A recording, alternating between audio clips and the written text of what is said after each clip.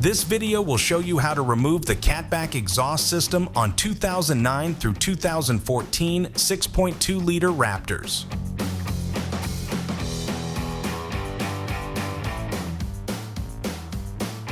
All right, so once you got all your tools out, go ahead and grab that 13mm socket. The first thing we need to do is disconnect our factory catback from our wide pipe. So we have this kind of flange deal up here. You have two 13mm bolts holding them together. We're just gonna pull both of those bolts out. It's also helpful to spray these down with some spray lubricant, like some PB Blaster.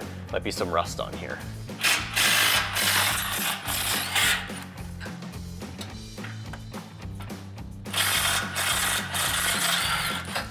Okay, now we're gonna start disconnecting the catback from the vehicle. So it's held in place with a couple of these rubber isolators in these exhaust hangers. In fact, there should be about 3 in total.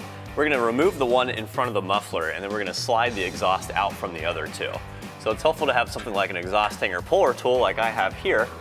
Let's go ahead and pop it out, make sure it doesn't come down on you as you do so, and it's helpful to spray that down as well. Okay, so the last one of the 2 remaining hangers is located directly above the muffler right here. And again, we're gonna really spray these down. That's gonna really facilitate us sliding the exhaust system out from these rubber isolators, because they're actually gonna stay in place on the frame rails. All right, and that last rubber isolator slash hanger is over here above the double tailpipes next to the leaf spring pack. Okay, so we got all those rubber isolators sprayed down. Now we're gonna try and actually remove our exhaust system.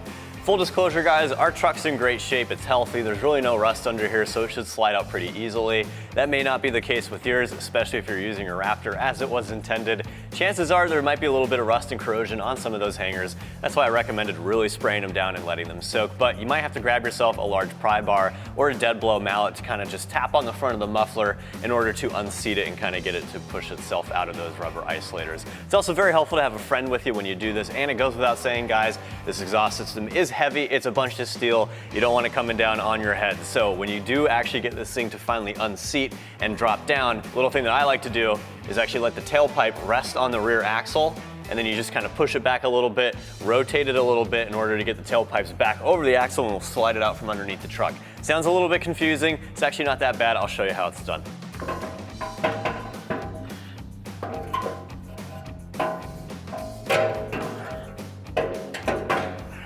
Thanks for watching, and remember, for all things Ford trucks, keep it here at AmericanTrucks.com.